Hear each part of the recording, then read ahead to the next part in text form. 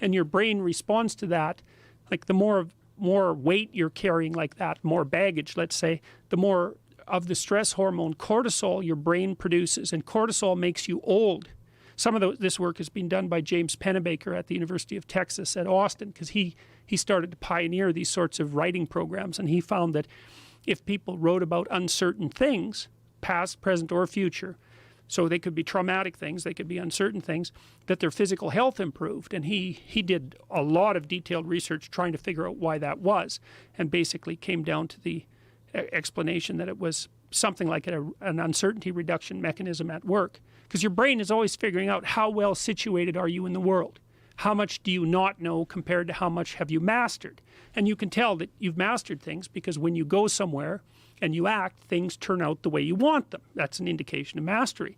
And your brain is sort of keeping track across your whole life of how many places you've been where things haven't worked out compared to how many places you have been where they have worked out. And if all those places in your past where things haven't worked out, you need to map and master. And that decreases the existential load on you, but that actually decreases your psychophysiological load. It makes you healthier. It makes you less stressed.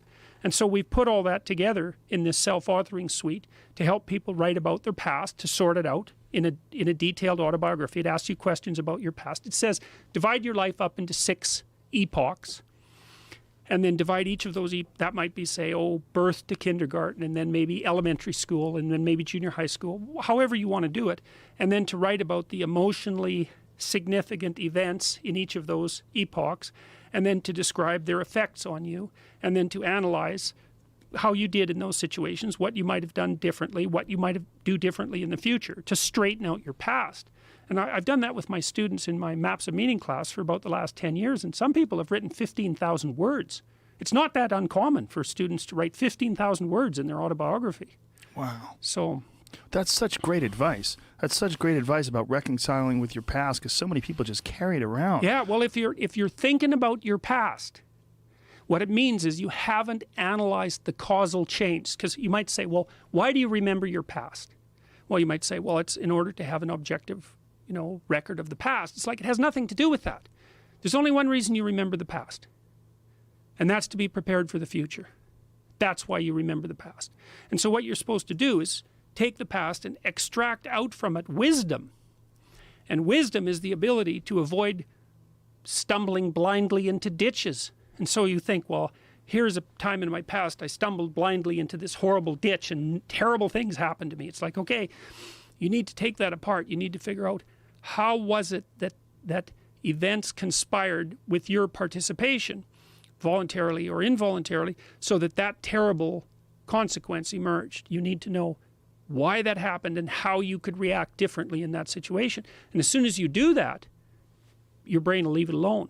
It won't obsess you about it anymore, because the anxiety-producing parts of your brain are basically trying to tell you where there are obstacles in your environment. It's like, look out, don't go there, don't go there. It's like, well, don't go there, there's fire.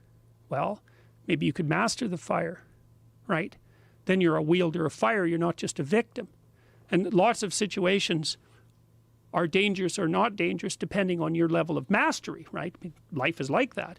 And so a negative emotion that's associated with a memory is something that's crying out for mastery, and writing can really help with that. So you're reorganizing your brain when you write autobiographically. You're basically, the emotions, memories can be stored at different levels of your brain, from sort of primordial reptilian image-laden areas that are very emotional, up to finely articulated plans for your future life. Well, you want to take everything that's negative and emotional and transform that into a fully articulated vision for your future. And that frees you of your past. You shouldn't be thinking about your past.